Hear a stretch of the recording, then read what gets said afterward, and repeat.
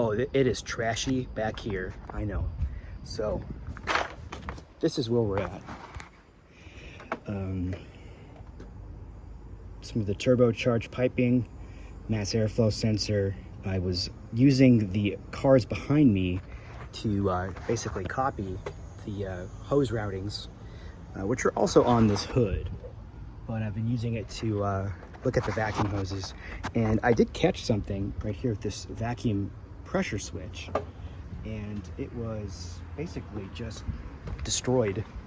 And it probably was an issue with how the engine died, I bet, or a contributing factor at least, because if you look at it, I mean, this guy must be leaking really badly, and or that vacuum pump is always running. Not good. But for like, you know, pulling the engine out of this over here, right? That was a whole saga. Pulling the engine out of this is the first engine we pulled, then this engine after that, and then putting the engine in. There's a lot of stuff. I ran into an issue with the PCV nipple banjo bolt, which is right here. When I was putting it on, it basically slipped off the connection, which was very, you know, angering, because you have to pull the intake manifold off to do this.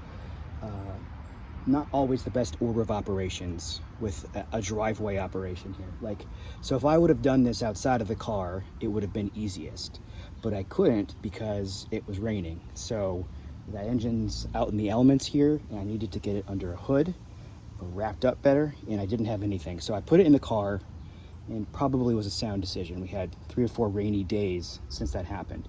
But as a consequence, when it came time to make a correction, I had to pull the intake manifold off, and the gasket, and all that stuff to get this fixed. And what I sort of did is I modified the part. There's a little valve connection where it tees off, and I took this stainless steel drinking straw coated in copper, and I shoved that in there because the diameter is the same.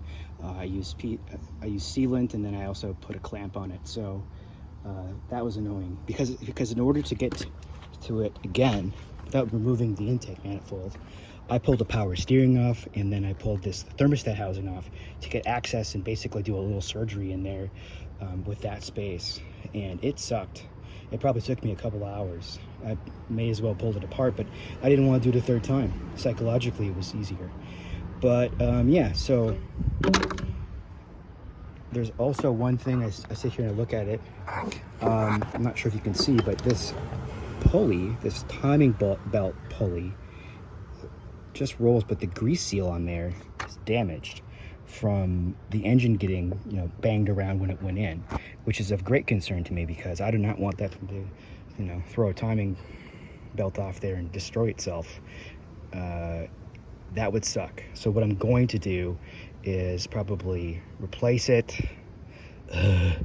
put a new roller on there, and then get it going again. It's just not worth risking it at this point in time. But that's it. Otherwise, I expect, famous last words, I expect this thing to be at least cranking, trying to start by the end of the day. If I find stuff wrong, I find stuff wrong. But yeah, I know. That's where I'm at. Almost done. Ugly, but getting there. So I'll update you.